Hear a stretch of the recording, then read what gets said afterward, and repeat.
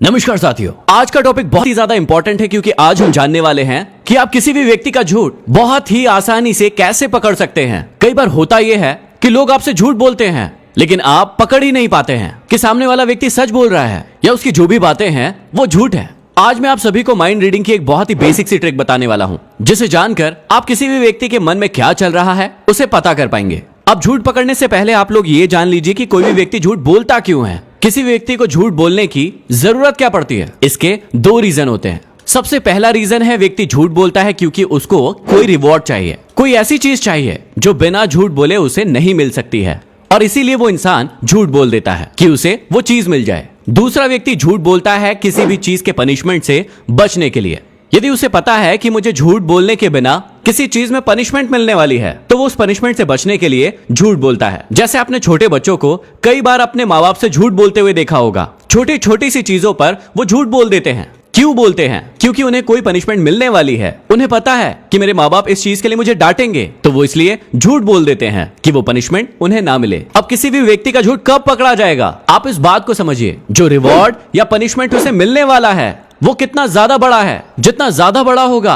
उतनी जल्दी आप उस व्यक्ति के झूठ को पकड़ पाएंगे। अब माइंड रीडिंग को सीखने के लिए आपको कुछ बेसिक चीजें जानना बहुत ही ज्यादा जरूरी है। इसलिए हो सके तो आप एक पेन और एक कॉपी लेकर बैठ सकते हैं या इस वीडियो को डाउनलोड करके भी रख सकते हैं, ताकि बाद में जब भी आपको ये चीज समझ में ना आए तो इसे आप गौर करके देख ले। अब माइंड रीडिंग का ये बिल्कुल भी मतलब नहीं होता है कि आप किसी व्यक्ति के माइंड के अंदर जा सकते हैं और उसके अंदर क्या थॉट्स चल रहे हैं उस थॉट को पहचान सकते हैं। ऐसा बिल्कुल भी नहीं होता है माइंड रीडिंग में। माइंड रीडिंग का सीधा संबंध होता है आपकी बॉडी से, क्योंकि जो भी आपके मन में चल रहा होता है वो आपकी बॉडी पर दिखता है। बस उसे देखने वाला चाहिए, उस ट्रिक को जानने वाला चाहिए। यदि आपको वो ट्रिक पता होगी तो आप बहुत ही आसानी से पहचान पाएंगे कि सामने वाला क्या सोच रहा है। अब जो भी तस्वीरें आपके सामने आने वाली है उन्हें बहुत ही ध्यान से देखिएगा और सीखने की कोशिश कीजिएगा कि उन चीजों का मतलब क्या होता है। यदि किसी व्यक्ति की आंखें राइट साइड में हैं और वो ऊपर की ओर देख रहा है कुछ इस प्रकार से, मतलब राइट साइड में है और ऊपर की ओर देख रहा है, इसका मतलब ये होता है कि वो व्यक्ति कोई नया विचार बना रहा है और वो भी विजुअल फॉर्म में। इसका मतलब या तो वो फोटो हो सकती है या फिर वीडियो हो सकती है। यदि उसी व्यक्ति की आंखें लेफ्ट साइड में है और ऊपर की ओर है, फिर से ध्यान से सुनिएगा, लेफ्ट साइड में है और ऊपर की ओर है,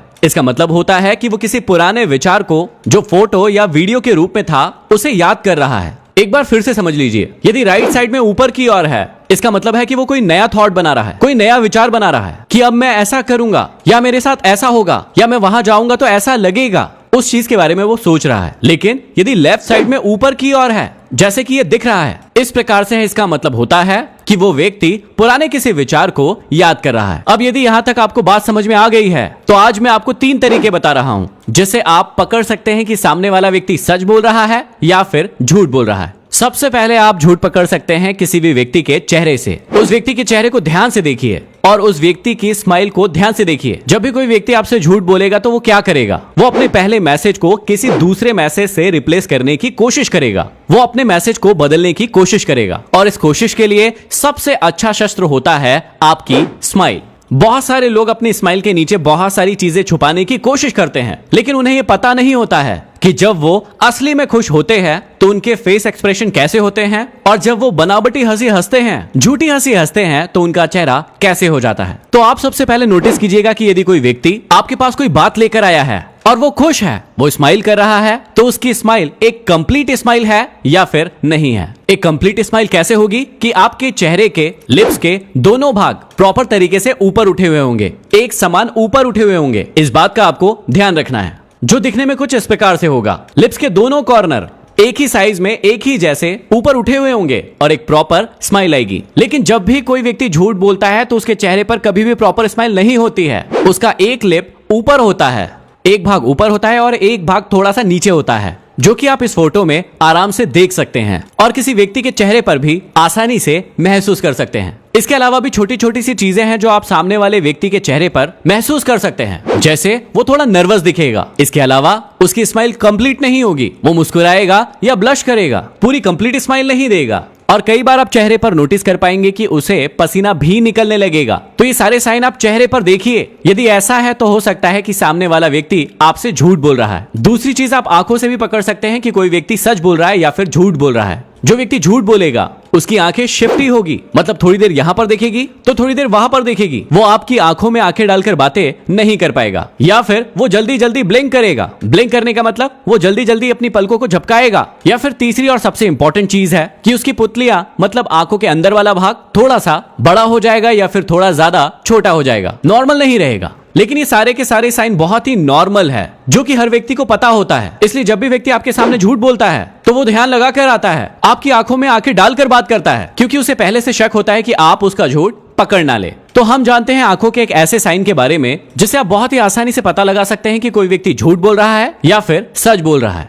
अब काम में आएगी हमारी वो ट्रिक जो हमने शुरुआत में सीखी थी। हमें देखना होगा कि जब भी सामने वाला व्यक्ति कोई बात बता रहा है तो उसकी आंखें राइट साइड में ऊपर की ओर है या फिर लेफ्ट साइड में ऊपर की ओर है। अब एक बार फिर से समझ लीजिए कि झूठ बोलने का मतलब क्या है। झूठ बोलने का मतलब है कि कोई भी एक पुराना विचार है वो आपको नहीं बताया जा रहा है, उसके स्थान पर कोई नया विचार लाया जा रहा है और वो आपको बताया जा रहा है, और उसे ही हम झूठ कह रहे हैं। अब जब भी कोई व्यक्ति आपके पास आएगा और वो आपको कोई बात कहेगा तो आपको ध्यान से देखना है, क्योंकि ये एक्सप्रेशन बहुत ही छोटे छोटे से होंगे। इन फोटोज में मैंने बहुत ज्यादा एक्स्ट्रा बताया है ताकि आप समझ सके। वो उस समय एक्सप्रेशन बहुत छोटे होंगे। आपको नोटिस करना होगा कि यदि कोई व्यक्ति कोई बात बोल रहा है और उसकी आंखें राइट साइड में ऊपर की ओर है, इसका मतलब वो कोई नया थॉट बनाकर आपको बोल रहा है। वो पुराने थॉट या पुराने विचार जो एक्चुअल में थे उसे नहीं बता रहा है, वो चीजों को बनाकर बोल रहा है। लेकिन यदि मान लीजिए कि आंखें लेफ्ट साइड में ऊपर की ओर है और इस प्रकार वो कोई चीज सोचकर बोल रहा है, इसका मतलब वो थॉट पहले से हो चुका है, एग्जिस्टिंग थॉट है, और वही थॉट आपको बताया जा रहा है। अब इसे एक उदाहरण से समझिएगा। मान लीजिए कि आपका एक छोटा भाई या बहन